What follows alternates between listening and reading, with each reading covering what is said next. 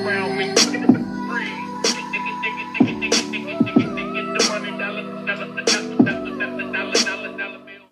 Welcome back to Jet Nation, people. I'm your host, James Taylor. Now, every Monday, beginning my reviews to Monday Night Raw. Every Tuesday, beginning my reviews to SmackDown Live, which is the A show, people.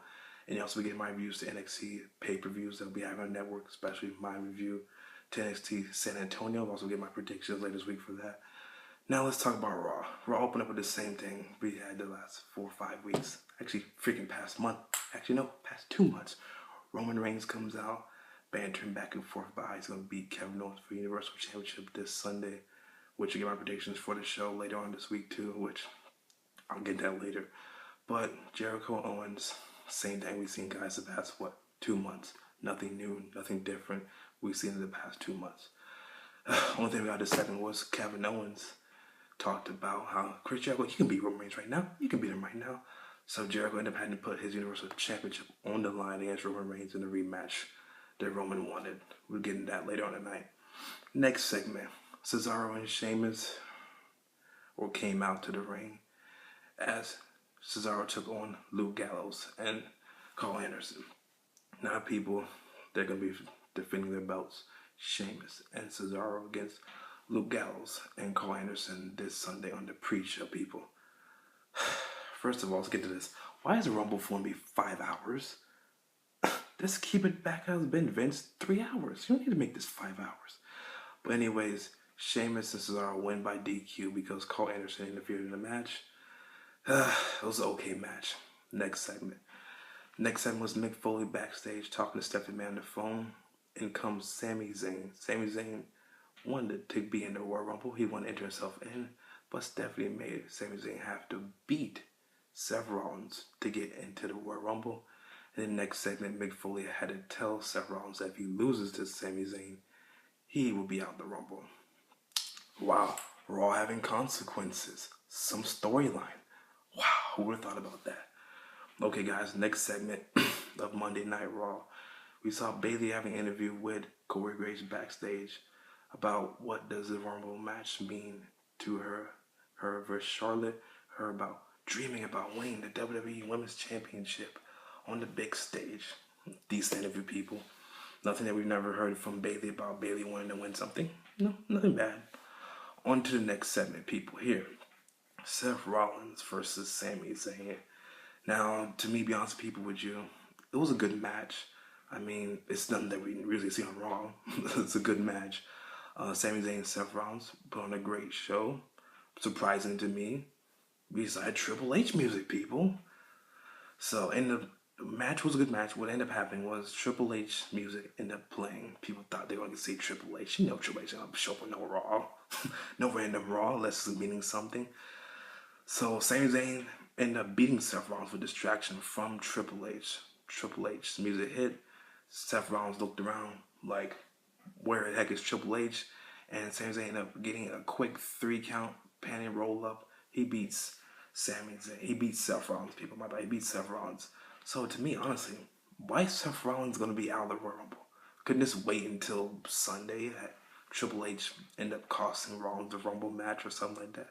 I mean, come on, you want to have as much star power as you can have in this Royal Rumble pay-per-view.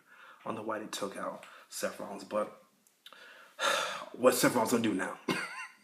Just be backstage looking at and watching everybody in the Royal Rumble match? It was me, honestly, people. I'd had this like this simple as this. Sami Zayn beats Seth Rollins, he gets into the Royal Rumble match. If Sami Zayn beats Seth Rollins has to be number 1 or something. Why take him out the Royal Rumble match? But it was a good match. Sami Zayn is going to be in the Royal Rumble match. Seth Rollins is out the Rumble match. Storyline goes on that. All right, people, on to the next segment.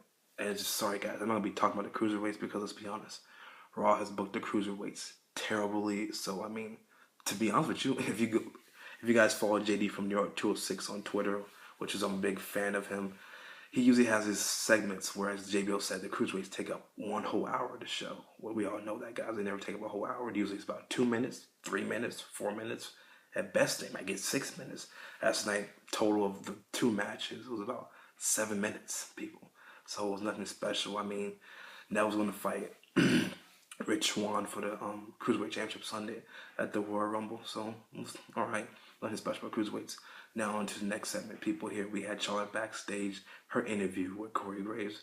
Her interview was good. I mean, it's typical Charlotte promos about how the Flares are dominant and now Bayley's family's going to be there crying when she beats Bayley, which I'll get to my predictions later this week, guys, about who I think is going to win these matches. So stick to the channel. Now, guys, on to the next segment here. Probably the best segment of the whole night. Goldberg comes out. Hold up, people. First, before we say that, Goldberg ended up hitting his head on the wall. As we even know, he usually hits his head on the wall before he comes out for each 7 days in. Dude comes out busted open, people. Bleeding. I'm like, oh my god, they know he's bleeding. And then he's in the promos and stumbling. Nothing too special. Then out comes Paul Heyman, which came out to save this segment because we knew Goldberg was not great on the microphone, people. So out comes Brock Lesnar. Lesnar circles the ring. Like he's going to get in the ring to fight Goldberg. We all know he wasn't going to do that. Try to for Sunday. And then Lesnar gets in the ring. Gets a little bit close to Lesnar. Nothing too special. And then the gong, people. I was like, holy shit. Undertaker's going to be here. And actually Undertaker did come in the ring. And then they cut immediately. It was like the best segment of the whole night. Undertaker, Goldberg, Lesnar in the ring. I'll get into my predictions a little bit later in this video about who I think will win the Rumble match. Now, I know I skipped over Roman Reigns, people. It's Chris Jericho. It was nothing special. I mean, they're having an okay match, and then Owens comes in, and it's a DQ finish. I'm like, a DQ finish? You wasting my time? 20 minutes for a DQ finish? Nothing special. Owens gets locked up in the cage. Roman ends up spearing Jericho, moves on his way. And then the announcement made that not only is Jericho being the short cage above the ring, so be no DQ match. So, nothing special. All right, guys. Let's make some predictions. I'll give you a little bit predictions for 2 matches for the Rumble. All right, there's a lot of news.